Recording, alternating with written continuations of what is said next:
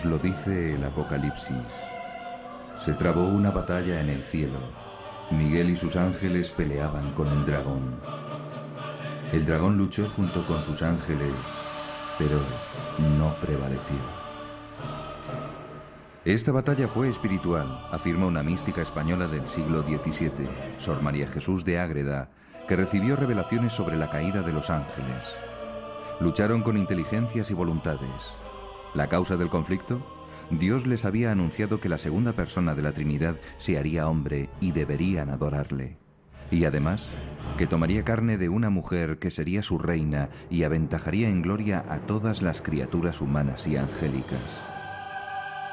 Los ángeles buenos obedecieron y alabaron al Altísimo, pero Lucifer aspiró a ser cabeza de todo el linaje humano y de todos los ángeles. Se rebeló pues contra Dios queriendo asemejarse a él y arrastró consigo a muchos en su pecado de soberbia. Dios prestó a Miguel y los suyos la fuerza para vencer al dragón que fue precipitado en los infiernos. El castigo de los demonios que habían sido creados buenos sería eterno y su sufrimiento tendría dos formas. La privación de la visión de Dios, que se transformaría en odio, y la pena de sentido, distinta para cada demonio según sus pecados. En la Biblia se le da diversos nombres: diablo, Satán, Belcebú, serpiente, dragón y Belial, entre otros. También se le define como acusador, maligno, enemigo, tentador, padre de la mentira, asesino desde el principio y príncipe de este mundo. Para un cristiano, Satanás, Lucifer, demonio, diablo, es el mismo ser, espíritu angélico, que se rebela contra Dios y dice non serviam. Es el no contra el sí que Jesucristo, según la carta de San Pablo a los Corintios, ¿no? Claro, es el no a la verdad, que es Dios, por lo tanto es la mentira, el padre de la mentira, como llama Jesucristo, y también es el no al amor, que es Dios, por lo tanto es el odio, el rencor. Otros nombres como Lucifer, Luzbel o Mefistófeles no aparecen en la Sagrada Escritura. Este último está asociado al mito de Fausto, de Goethe. En nuestros días, un conocido autor español ha revivido el mito del literato alemán con un enfoque muy original. En su libro, el diablo aparece como un gran benefactor de la humanidad. Un médico es tentado por la idea de solucionar el mayor problema que tiene actualmente el mundo o desde el punto de vista de las enfermedades, el cáncer. A cambio le pide su alma, lógicamente. Lo que realmente intenta no es acabar con el cáncer por acabar con un sufrimiento de la humanidad. Eso a él le tiene sin cuidado. Él quiere acabar con el cáncer para que ese cáncer no haga que la gente tenga tiempo de volver a Dios.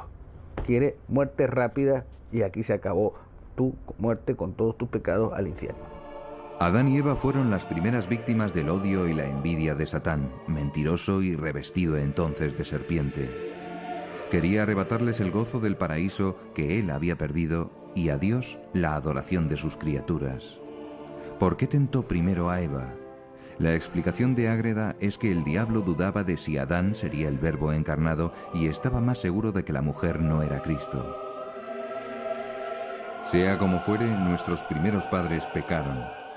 Pero para desesperación de Satán, no fueron castigados eternamente como él, pues su pecado fue por debilidad, no por malicia. Y se les prometió un redentor y una nueva Eva, María, que aplastaría la cabeza del reptil infernal. Desde entonces la lucha entre los hijos de Eva y las huestes diabólicas no ha cesado un instante. El diablo, con sus diversos nombres, aparece numerosas veces en los Evangelios, 11 veces en San Mateo, 13 en San Marcos. Lucas le cita 23 veces y San Juan 6. También le citan, tal vez sin darse cuenta, millones de cristianos en el Padre Nuestro.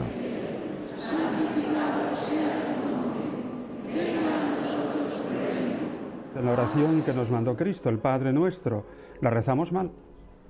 Rezamos al final, decimos líbranos del mal, amén, y no es así. Apotú ponerú es masculino y hay que traducirnos líbranos del maligno.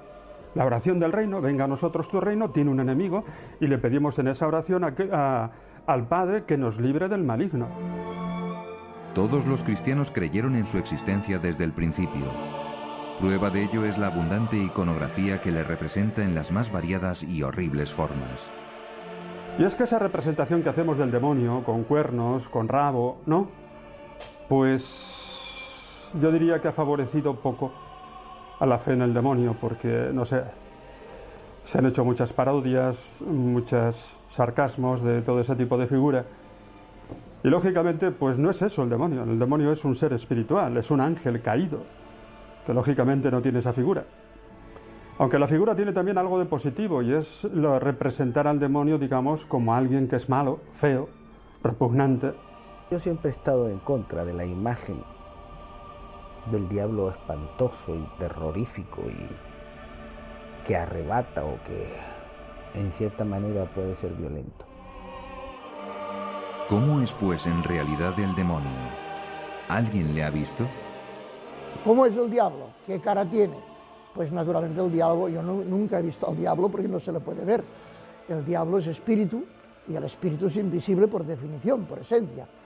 Por tanto, lo que se ven son ciertos efectos de los cuales se puede deducir que allí hay una cierta intervención diabólica, pero al diablo naturalmente no se le ve directamente. Algunos se representan al diablo de manera tan grosera y ridícula que al negar su existencia están rechazando un demonio que no existe. El de la Sagrada Escritura y del Magisterio de la Iglesia es un ángel caído, un espíritu. No tiene cuerpo. Eso no quita que alguna vez pueda revestirse de esas y otras muchas apariencias, no siempre terroríficas, para atemorizar, hostigar o tentar. Pero, ¿realmente sigue existiendo el diablo en nuestra época? ¿No le habrá llegado ya la edad de la jubilación? ¿No es un mito preconciliar olvidado para siempre? Parecerá sorprendente, pero no solo el Concilio Vaticano II habló 18 veces del demonio, sino que los últimos papas le han dedicado una atención creciente. Algunos se escandalizaron cuando en 1972 Pablo VI advirtió que el humo de Satanás ha entrado por alguna fisura en el templo de Dios. No era una novedad. Un siglo antes, el Papa León XIII tuvo una terrible visión a raíz de la cual mandó que después de cada misa se rezase una oración implorando la protección de San Miguel. ¿En qué consistía esa visión? Esa visión consistía en que iba a venir un tiempo en la Iglesia en el que Dios permitiría mayor acción al demonio, de tal manera que habría una profunda crisis en la Iglesia debido, digamos, a este mayor influjo del demonio. Pasó tanto miedo que mandó poner esa oración. Pablo VI volvió a insistir más tarde. Una de las necesidades más grandes de la Iglesia es defenderse de ese mal que llamamos demonio. Y precisó: el mal no es ya solo una deficiencia, sino un ser vivo, espiritual, pervertido y pervertidor. Nosotros sabemos, concluyó, que ese ser oscuro y perturbador existe y que está actuando de continuo con una astucia traidora. Juan Pablo II ha desenmascarado su trama para extender el mal. La táctica de Satanás, decía en 1985, consiste en no rebelarse para que el mal se desarrolle por acción del hombre mismo y se transforme cada vez más en un pecado estructural y se perciba cada vez menos como pecado personal. Ese monstruo de orgullo prefiere, en efecto, pasar inadvertido no por humildad, sino por eficacia. Pero esta regla tiene excepciones. Algunas veces el demonio tiene manifestaciones evidentes. La más terrible de ellas es la posesión.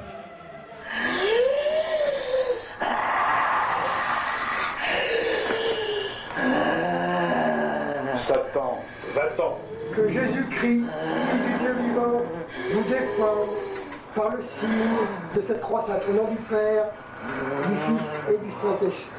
Brûlez! Et la croix, brûlez, voici la croix! Le bois de la croix est sainte! Fuyez, ennemi! La posesión es ya el caso más grave y se llama posesión porque a ratos, porque no es que siempre el enfermo, el sujeto esté así, pierde, por así decir, su personalidad y su personalidad es suplantada por el demonio. Es decir, ya no habla ella, habla el demonio por su boca, ya ella no es en aquel momento totalmente libre, sino que hace cosas que ella no quisiera hacer. Y esto, pues como digo, hay que discernirlo con un largo proceso, no se puede ir ayudado del médico, pero al final se puede llegar a la conclusión de que aquella persona pues está en estos casos. Y entonces pues hay que practicar, como digo, el exorcismo, en otros casos también lo he hecho, y siempre se da esta, como diríamos, esta contradicción de que hay momentos en que la persona es ella y entonces está, diríamos, en plena colaboración con el exorcista para verse libre de aquella cosa que tanto sufrimiento le causa, pero en el momento, en cambio, en que aquella persona se siente o está poseída por el demonio, pues en aquel momento tiene reacciones hostiles, aunque, repito, nunca, al menos en mi presencia, se ha producido una agresión física ni contra el exorcista ni contra las personas, poquísimas, que a veces acompañan al exorcista. El exorcismo yo nunca lo hago, lo he hecho solo, sino lo he hecho siempre cuando podía con el médico al lado y con alguna otra persona, generalmente familiar, íntimo, del sujeto. Au nom du Père, du Fils et du Saint-Esprit. Allez, tu dégages, la gueule, tu t'en vas. Allez, dégage. Au nom du Père, du Fils et du Saint-Esprit. Dégage, je guéris. Je te l'ordonne au nom de Jésus-Christ, à qui je t'obéis. Estamos viendo exorcismos reales. Cada caso es distinto del otro, pues los diablos son seres personales, muy distintos. Cada uno agota su especie, dice Santo Tomás, y diversos son los síntomas de su acción. El exorcismo no es una operación ni fácil ni rápida. Lo normal es que se necesiten varias sesiones para desalojar al espíritu del mal que se resiste por todos los medios. El exorcista ha de porfiar con sus mejores armas: oración, aplicación del crucifijo, del óleo y del agua bendita, imágenes de la Virgen e incluso dando la comunión al poseso. Pero la sustancia del exorcismo es esta orden perentoria: en nombre de Jesucristo, Satán, vete. Hay que insistir. A veces el desenlace es cuestión de meses. Puede durar incluso años. El exorcista experimentado sabe que el diablo tiene una inteligencia superior y tratará de engañarlo. Traba un combate desigual que perdería si Dios no estuviese de su lado. El demonio pues es muy inteligente y no se da a conocer. Generalmente tiene muchas respuestas evasivas o ambiguas y hay que ir con mucho cuidado. El demonio miente, y miente mucho, y confunde, y es ambiguo, por tanto no sacas mucho de quererle hacer hablar, más bien puedes sacar confusión y esto. Por tanto yo no pregunto mucho, pero ciertamente que sí, que a veces, por ejemplo, muchas veces él, cuando le haces preguntas, el enfermo contesta sonidos inarticulados. Algunas veces incluso puede, pero no le he tenido tiempo de comprobar, puede hablar alguna lengua o palabras de lenguas que uno desconoce. Entonces, pues hay sonidos, hay palabras que uno dice, pues no acabo de entender por dónde pueden ir. Yo solamente he podido verificar alguna frase en latín, que es lo que, como lo conozco yo, pues he entendido y he podido dar testimonio de que era una lengua desconocida para el sujeto en cuestión. Comment vous sentez maintenant? Non, il est pas parti. Il est pas parti. Il est encore là.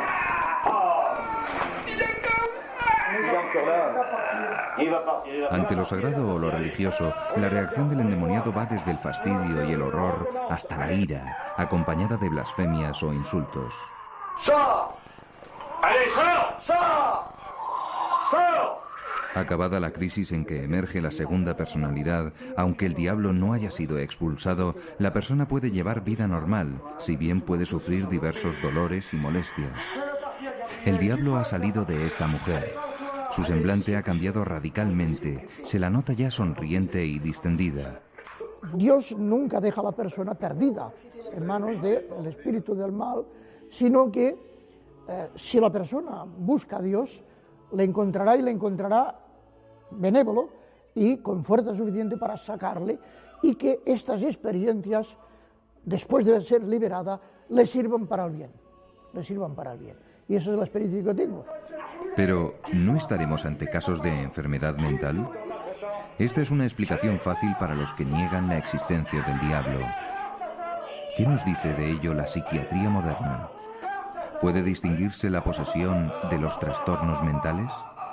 La fenomenología sintomática de una persona que, por ejemplo, ha hecho un pacto con el diablo o que, sin mala voluntad, el diablo se ha posesionado de su cuerpo, y esto plantea un problema teológico en el cual yo no entro porque no sé nada de eso, y es cómo Dios permite el mal, ese mal tan tremendo, pues esa persona puede tener síntomas que son bastante distintos a lo que ocurre en la psiquiatría, pero me parece que por muy sutil que sea el diablo, y lo es, y es mucho más listo que yo y que todos nosotros probablemente, creo que lo tiene muy difícil, porque quizás por su propia maldad organiza o realiza a través de la persona que posee y que le está sujeta acciones que son de una inmensidad, de una radicalidad y de un imperio que ninguna persona demente las haría.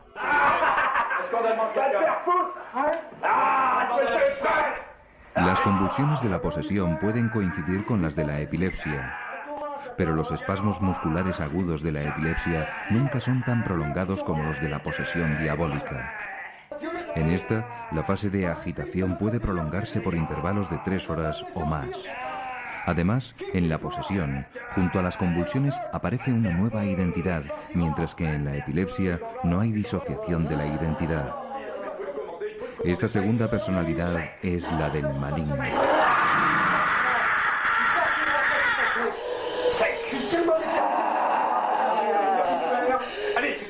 Aquello que la ciencia psiquiátrica no puede explicar, no es que no sepa o no quiera, sino simplemente que no puede, queriendo y sabiendo, me parece que sí es conveniente consultar con el exorcista. Hoy la Iglesia recomienda, ante un caso de exorcismo, pues que haya una consulta, una peritación por parte del psiquiatra. Y a mí me parece que esto es una cautela enormemente prudente y muy de agradecer. Es decir, la Iglesia en la actualidad ha defendido, y creo que ha sido una de las poquísimas instituciones que ha dado un paso hacia adelante en favor, por ejemplo, de la psiquiatría y de la psicología, en muchos casos.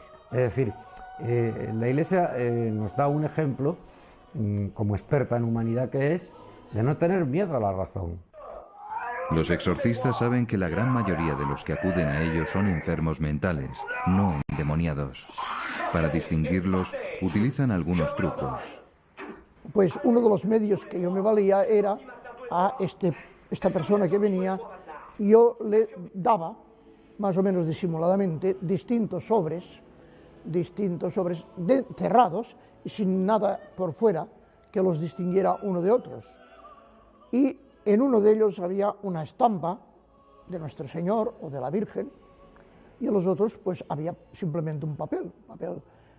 Y se percibía que cuando aquella persona cogía el sobre, que yo sabía que dentro, pero nadie más que yo, sabía que dentro había una estampa, pues aquella persona se ponía especialmente nerviosa, rechazaba aquello, tenía como una desazón, incluso muchas veces tomaba una actitud agresiva con el sacerdote. ¿Por qué me ha dado esto? Usted me está fastidiando, usted me está... Y uno dice, bueno, aquí hay un síntoma de que esta persona tiene una percepción que no es explicable por pura razón natural. Para saber más sobre este increíble fenómeno y su curación, nos hemos trasladado a Roma para interrogar al más famoso y experimentado exorcista del mundo, el padre Gabriel Amor, que mantiene día a día una lucha a brazo partido con el maligno. El exorcismo es una plegaria. No es, por tanto, algo espantoso, algo que hace temblar a la gente. Es una simple oración en la que se pide a Dios liberar a la persona de la presencia o de la influencia del diablo.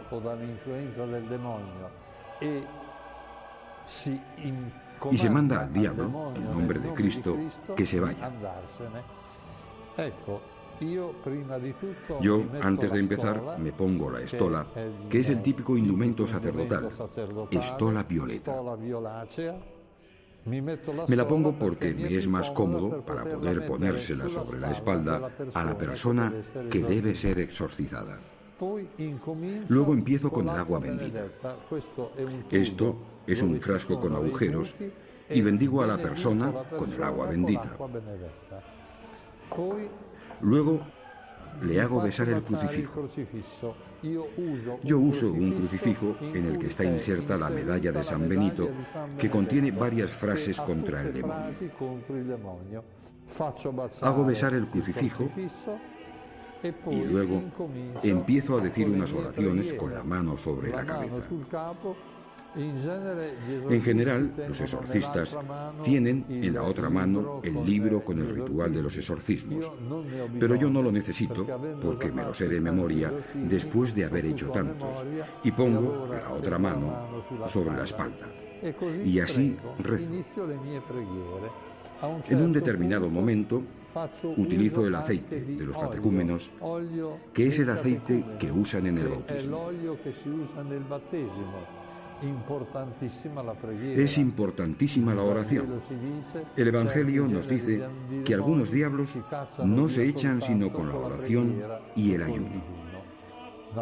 Naturalmente, es importante que rece la persona interesada, que recen sus familiares y que se haga rezar a casas religiosas o grupos de oración.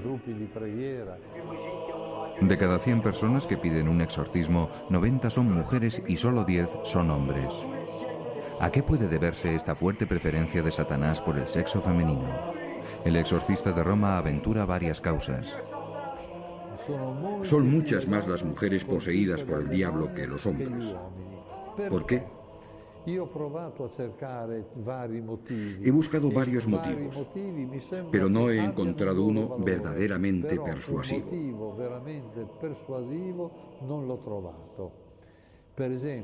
Por ejemplo, las mujeres son más curiosas y se atreven más. Frecuentan más a los magos, a los cartomantes y las sesiones de espiritismo, o son más asiduas a ritos satánicos. Por eso se exponen más. Otro motivo sería que el diablo ataca a la mujer porque a través de la mujer espera llegar al hombre, como en el caso de Adán y Eva, y en que fue Eva quien convenció a Adán a hacer lo que había hecho ella, a comer la manzana.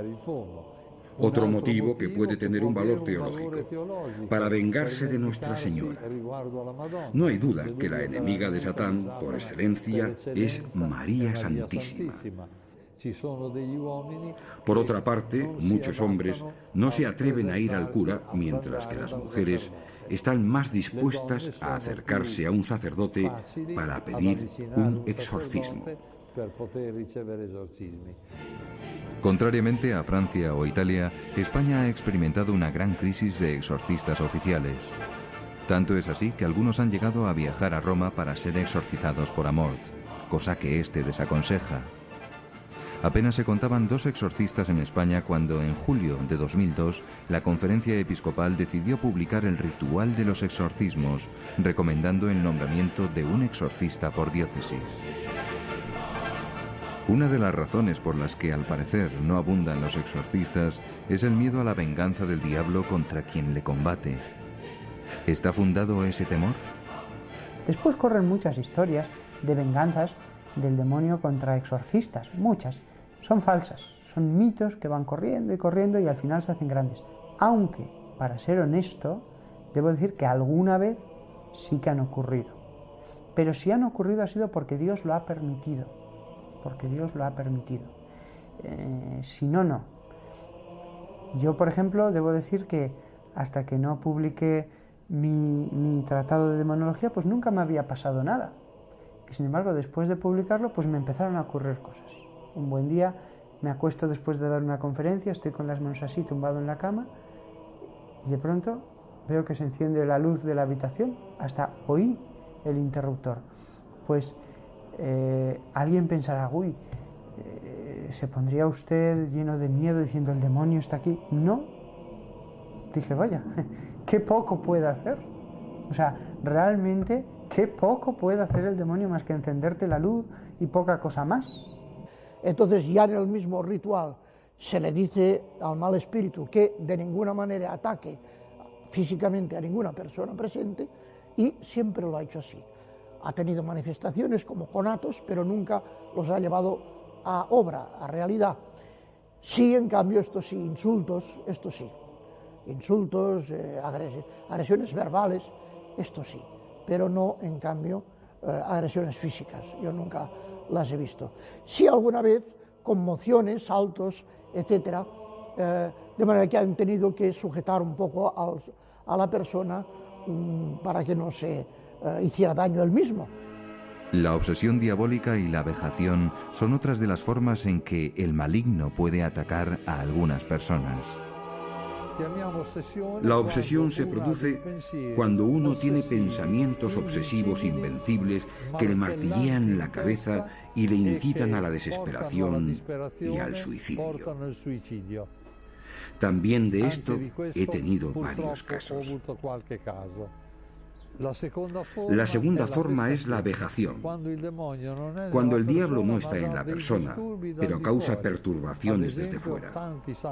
Por ejemplo, muchos santos han sido atacados por el diablo, como el cura de Ars, que era echado de la cama, o el padre Pío, que era apaleado continuamente.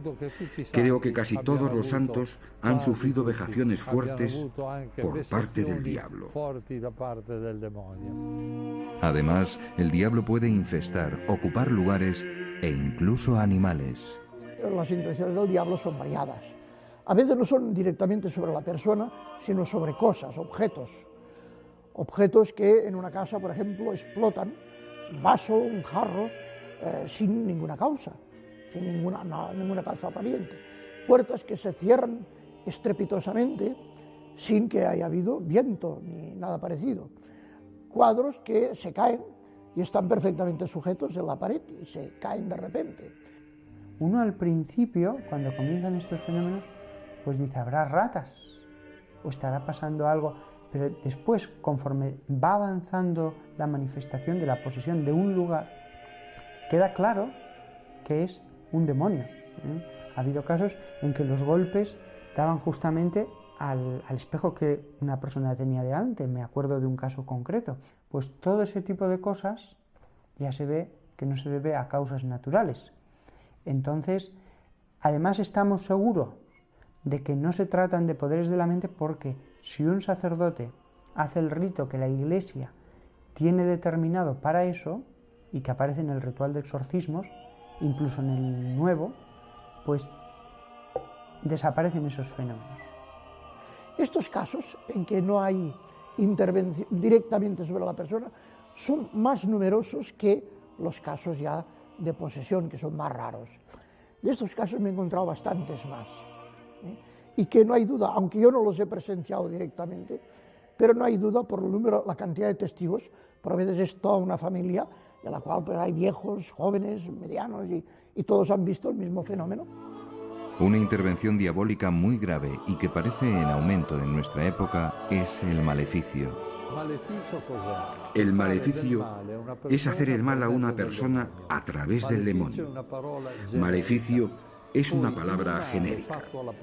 El mal infligido a la persona por medio del diablo puede hacerse de muchos modos diversos.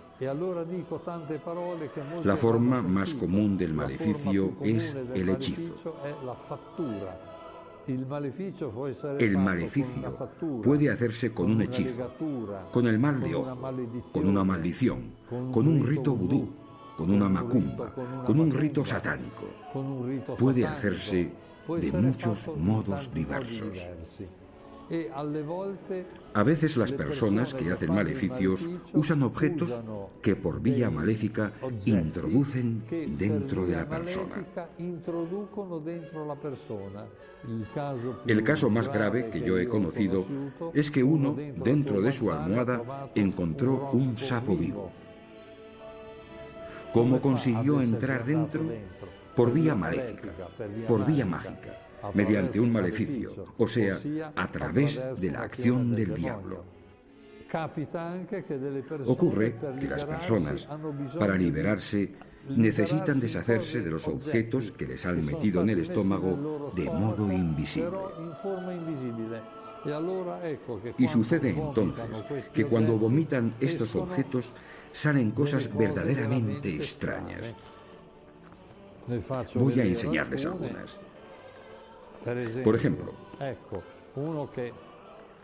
vean uno que vomitó en una sola vez una cadena metálica así de larga.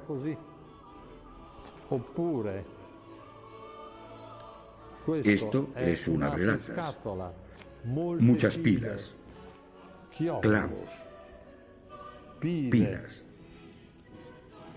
llaves, o sea, objetos varios que son vomitados. Y yo me he dado cuenta que estos objetos se materializan en el instante en que salen de la boca.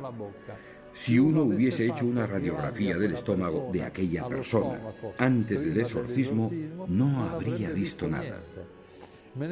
Me he dado cuenta viendo varias veces escupir a personas poseídas. Un exorcista debe habituarse a recibir muchos salivazos. Pero, ¿no estaremos demonizando al demonio? ¿Hay que atribuirle directamente todas las guerras y males del mundo? ¿Es el culpable de todos los pecados que se cometen? No todos los pecados son instigados directamente por él, pero sí indirectamente, pues la inclinación al mal no existiría sin el pecado original, instigado por Satanás. ¿Podría el demonio al menos llegar a producir accidentes de aviación o grandes cataclismos como terremotos, erupciones volcánicas o incendios? ¿Puede el demonio provocar un huracán, un terremoto, un desastre natural? La respuesta es que no. Dios no se lo permite.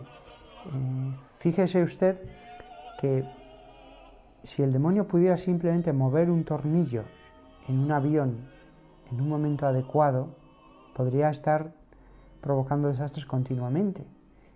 Ya no estamos hablando de provocar un terremoto, simplemente mover un tornillo. No, Dios no se lo permite. Solamente al final de los tiempos le permitirá manifestarse de un modo más abierto.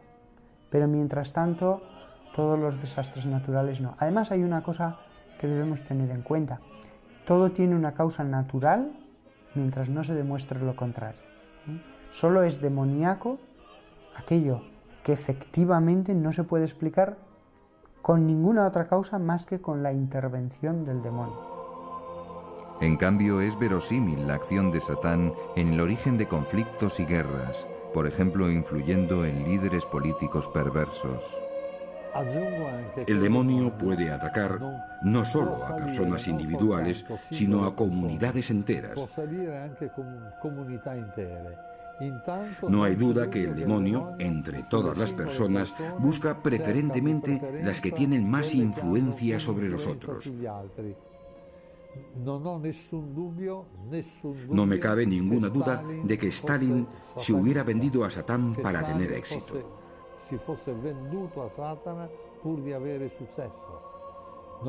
No tengo ninguna duda de que un personaje como Hitler estuviese completamente invadido por Satanás.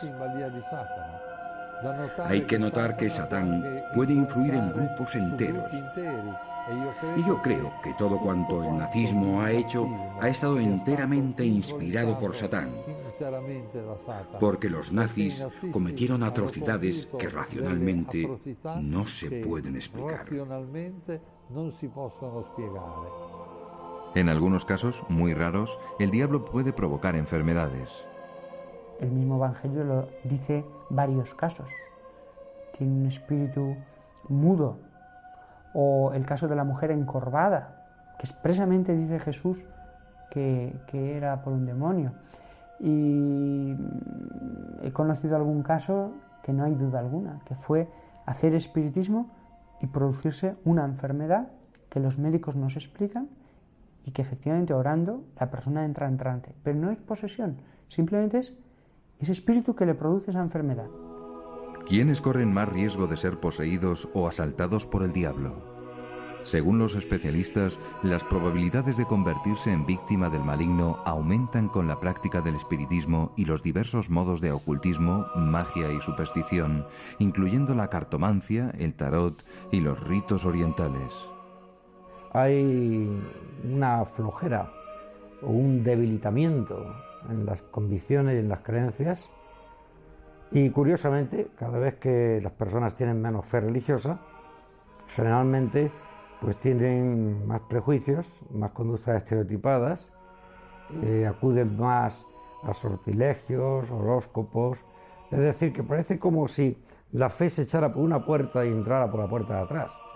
Cuando decae la fe, aumenta la superstición. Nosotros vivimos en un periodo en el que de fe hay poquísima. Y entonces, he aquí que adquiere un gran espacio la superstición.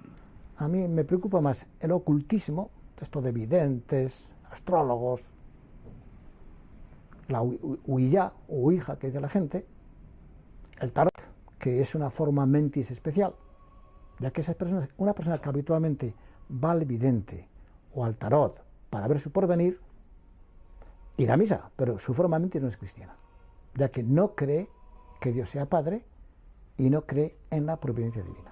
Cree que su vida está marcada por los astros. Otra forma, hoy desgraciadamente muy difundida, es el recurso a magos y echadores de cartas, hoy muy activos en la televisión. También esta es una forma tremenda, porque pone directamente en contacto con personas maléficas. Digamos enseguida que el 99% de los magos y cartomantes son solo charlatanes, pero el 1% de los magos y cartomantes están ligados con Satán y se dan verdaderamente al satanismo. La famosa ouija, adivinanzas, ir a curanderos extraños, todo esto es una puerta, no siempre se cruza, pero una puerta abierta a la intervención diabólica. Independientemente de sus consecuencias religiosas, para la psiquiatría todas estas creencias y actitudes pueden suponer una patología.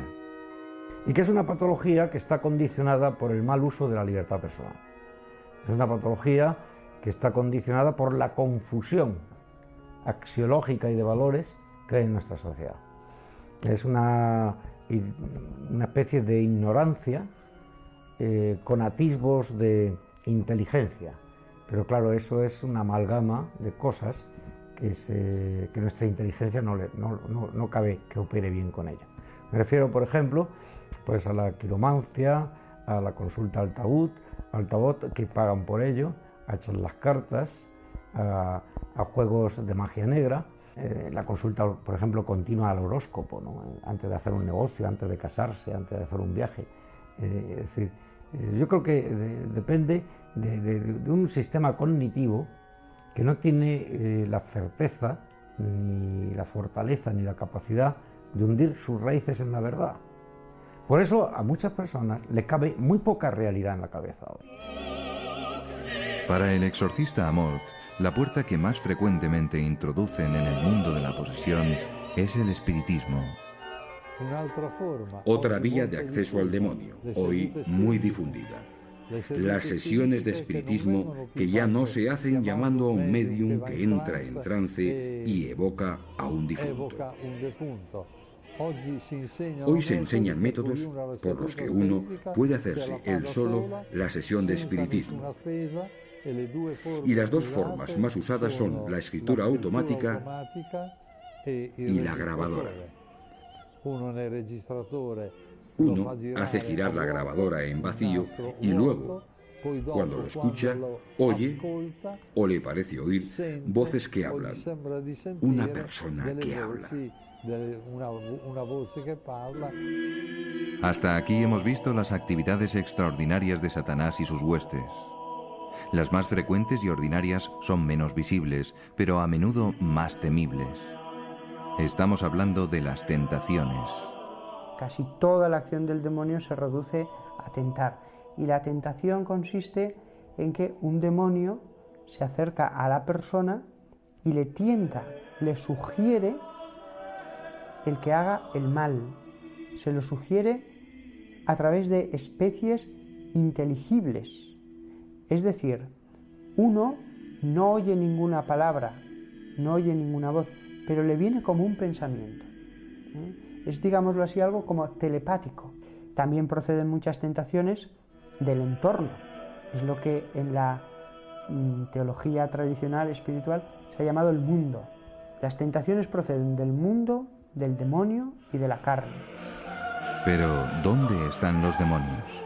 De la Biblia se deduce que tienen dos sedes, una en el infierno, donde torturan a los condenados, y otra en el lugar donde se manifiestan o actúan.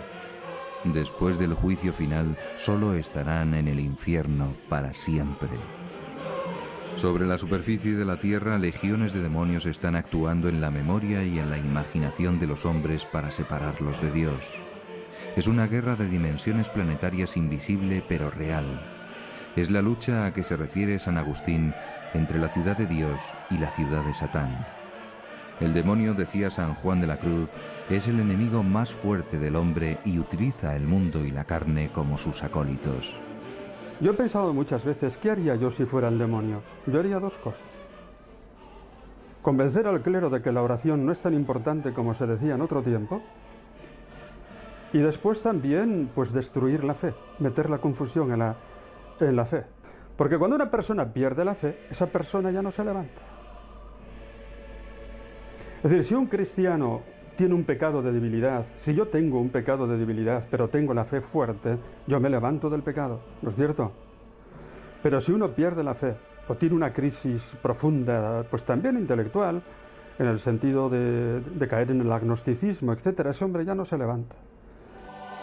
Paradójicamente, los objetivos predilectos de las grandes tentaciones diabólicas son los santos.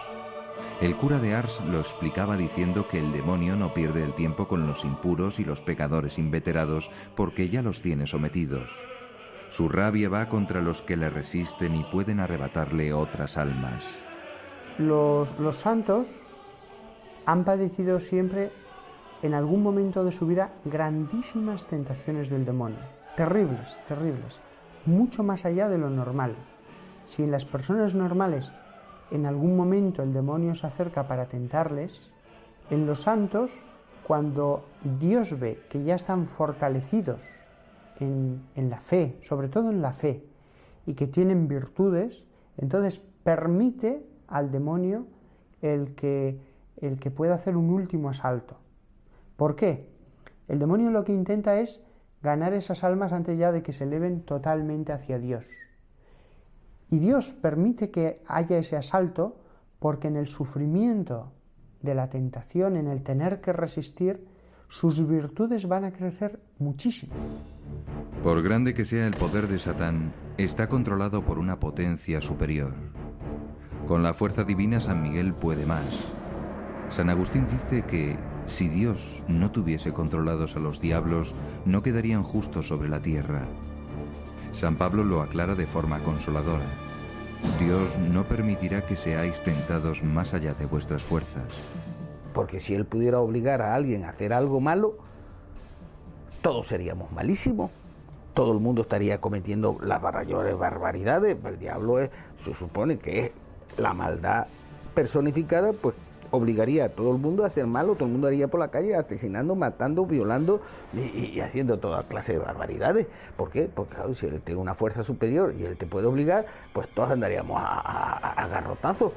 No, él no puede, él simplemente intenta. Según Santo Tomás, probar al hombre mediante la tentación es una tarea útil, pues combatiendo al tentador, el hombre adquiere méritos. Venciendo la tentación se santifica. Así, sin quererlo, el demonio sirve los designios de la providencia. Dios se vale de su malicia para santificar al hombre. Últimamente van en aumento los que, seducidos por Satán, optan por el mal, llegando al extremo aberrante de rendirle culto. Son los que militan en las sectas satánicas o luciferinas y los que practican la brujería. Autor de un vasto diccionario sobre las sectas, el profesor Guerra nos describe el mundo tenebroso del demonismo, tronco común del que brotan 3 grandes ramas. Este tronco tiene 3 ramas fundamentales, que son el satanismo, el luciferismo y la brujería. El demonismo es como la sombra, o si se quiere, el negativo de la fotografía cristiana. Tienen ritos, la misa, tiene símbolos cristianos, la cruz, el hisopo, el altar, pero los invierten. Hasta en la misa el crucifijo está cabeza abajo, sobre el altar.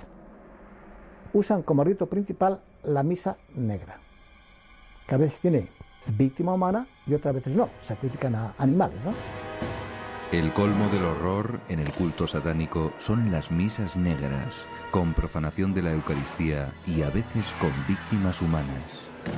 Normalmente una joven que sea inocente, para el mal hay que ofrecerlo inocente, lo contrario, menor de 15 años normalmente, pobre muchacha, tiene que entrar desnuda, van detrás los satanistas, con sus ropas, ropajes y demás, la atan sobre el altar y al comenzar la misa, bueno, con el crucifijo boca abajo, y al comenzar la misa la graban en el pecho los signos satánicos.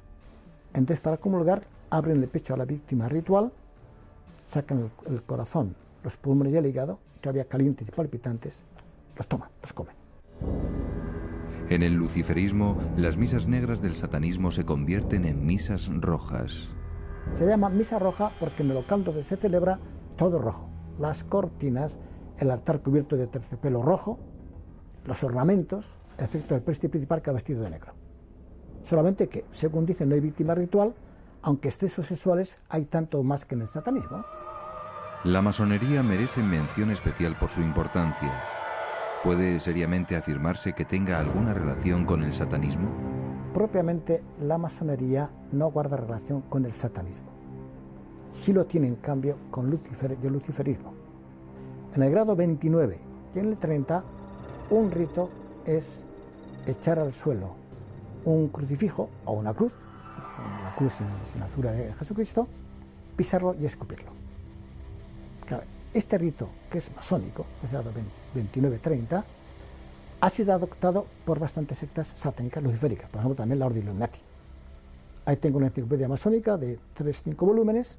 Si leemos la palabra escrita por un masón, la palabra Cristo le dedica 2 líneas y media, no de una página, sino de una columna. Parece que es un mito. La brujería es otra rama del demonismo. Todos hemos oído hablar de brujas, pero como una caricatura medieval. Lo que nos parecerá inaudito es que ese fenómeno está en alza, en proporciones alarmantes. La brujería es también satánica. De hecho, adoran a Baphomet, adoran a Lucifer, a Satanás, y en la Edad Media sabemos que se concentraban en determinados lugares, por ejemplo aquí en Burgos, las de Cantabria, Valencia, Burgos, parte de Bilbao, etcétera, junto en Cernécula, un lago que no va ningún río a ese lago, que tienes agua siempre, y allí en torno a un árbol que había a la orilla era cuando se celebraban los sábados sus reuniones, ¿no? Los sabbats, que dicen ellas, ¿no? Ellas pensaban que hacían viajes astrales, que allí se juntaban con Satanás en forma de macho cabrío. Después, cuando vuelven, tienen poderes especiales, benéficos o maléficos. Las brujas eran maléficos, por ese motivo procuraban a los vecinos congraciarse con ellas. Todavía hace pocos años, en un pueblo de Zamora hacia Galicia, al matar daban una parte del cerdo a la bruja del pueblo, para evitar sus maleficios y males de ojo y cosas de esas, por si acaso, ¿no? ¿Realmente hay brujas entre nosotros? La brujería está aumentando de una forma alarmante, también entre chicas jóvenes. Pero hace 2 o 3 años, un alumno mío de la Facultad de Teología me contó un caso. Eran 9 muchachas de aquí de Burgos, de 14 a 16 años, que se ve que en verano habían ido con sus padres a veranear a la Costa Brava. Ahí se habían puesto en contacto con un grupo de brujas, se habían conectado y en pocos meses ya hacían magia blanca, empezaban a iniciarse en la magia negra, en el vudú, algo tremendo.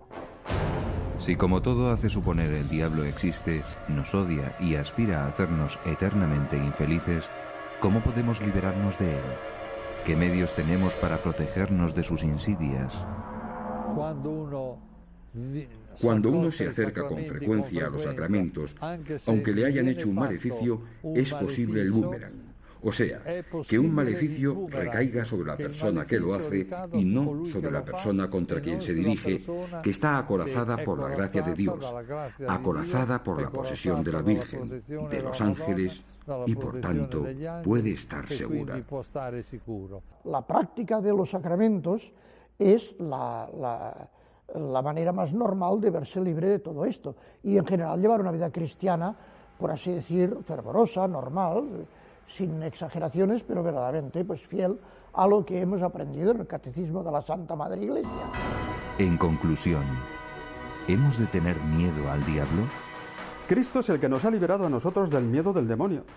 Y uno que es cristiano y vive de Cristo y reza frecuentemente, pues es mi caso, ¿no? Yo no le tengo ningún miedo al demonio, sé que existe y que tengo que tener precaución, lógicamente, pero un cristiano tiene que saber que lo puede vencer con la gracia de Cristo. Este diablo es mucho más inteligente, mucho más respetuoso, sobre todo porque él se atiene a una cosa que es la ley suya que le ha dado Dios. Él puede tentar, pero como decía San Agustín, el diablo es un perro atado a una cadena que nunca puede llegar más allá de la cadena. Si te mantienes lejos del alcance de esa cadena, no tienes por qué tener miedo al diablo. Al diablo solo se le tiene miedo cuando tú entras en su terreno, cuando te dejas tentar.